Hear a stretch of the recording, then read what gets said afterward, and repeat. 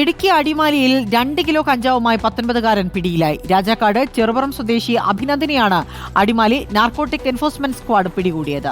കഞ്ചാവ് കടത്താൻ ഉപയോഗിച്ച ഇരുചക്ര വാഹനവും പിടികൂടി.